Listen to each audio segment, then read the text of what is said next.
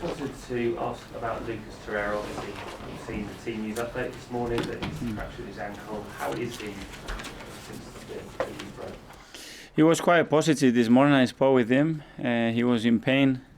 We don't really know exactly the extent of the injury. He needs to see the specialist tomorrow here in London, and we will know more about it. Positive news that Kieran Tierney's back in full training. You've already spoken about his phenomenal work rate. Do you think we could possibly see him back in action?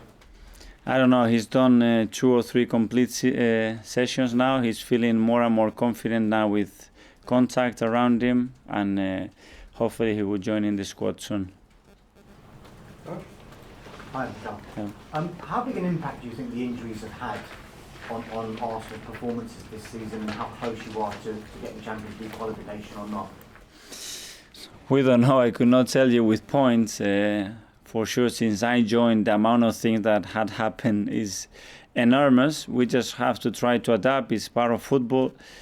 It doesn't only happen to us. Unfortunately, it happened to many other teams. So we cannot be crying about that. It's what it is. Sometimes it's bad luck. Sometimes it's part of the game we play, and sometimes things that we can avoid and do better as well. Sometimes like coaches or fitness coaches, but it's what it is. Given how unpredictable this season has gone, you're 5 points off at the moment what looks like a top 5 finish will get Champions League. With 11 games to go, how many points do you think realistically will it take to get into those positions? Beat West Ham on Saturday and we are closer. That's all I'm thinking, because a few weeks ago it looked impossible, and if we beat West Ham it will look more likely. So that's the only aim, is game by game we go and start grabbing 3 points and 3 points and 3 points, and they will have a chance in the last 3 or 4 games of the season. You spoke earlier this week about the potential financial implications of not qualifying for a 3rd season in a row.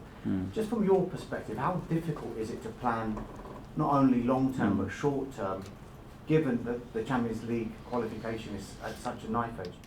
Very difficult, because I like everything very planned and detailed, and it goes a little bit against my principles, but we have to adapt on that sense again. I have very clear ideas what I would like to do in terms of the squad, in terms of some of the individuals, how we can improve the team, but obviously the ideal case scenario, we don't know what it's going to be. It will depend on what we do this season, and as well what happened the last few seasons is going to have a big impact as well.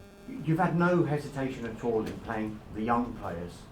Is there an element of looking ahead to the summer and a potential budget constraint that you might have, or is it simply I'm playing them because they're ready?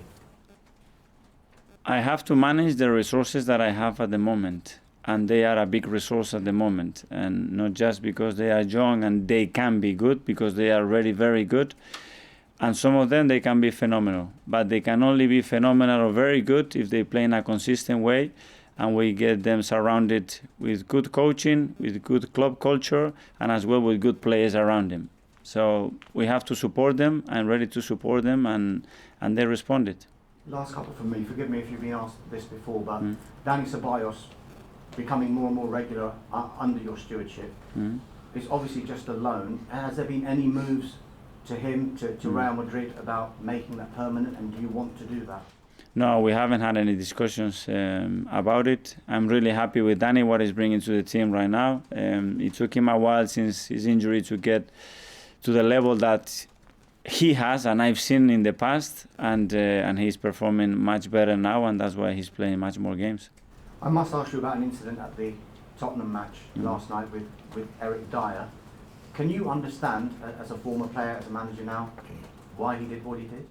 I don't know. Without the full context and knowing the story and what happened, I cannot understand, and I would not like to judge any situation like this. Right. Hi, Mikel. Just wanted to ask you about Pablo Mari. Obviously, he had a really impressive debut against Portsmouth. Given that he played the full 90 minutes in that match, is he ready and fit enough to play another full 90 minutes this weekend? Well, he's recovered really well from the game. He played 45 minutes with Under-23s 4 days before that game. He played 90. He said he's physically good. He trained well, and I think he's ready to play if we need to on Saturday again. And I'm assuming Pierre-Emerick Aubameyang will be in the matchday squad for that game against West Ham. What's his reaction been like in training? How has he trained this week off the back of that missed chance against Olympiacos? Yeah, he was down. He felt responsible about what happened, and we all tried to convince them that he got the best chance in the game, but he put us in that situation earlier. He's done it in many occasions this season and last seasons, and we needed happy, smiling, and full of energy. And that's the way he looked the last few days. And just a question, sorry, on West Ham. Obviously, they've looked much more confident in their last 2 games.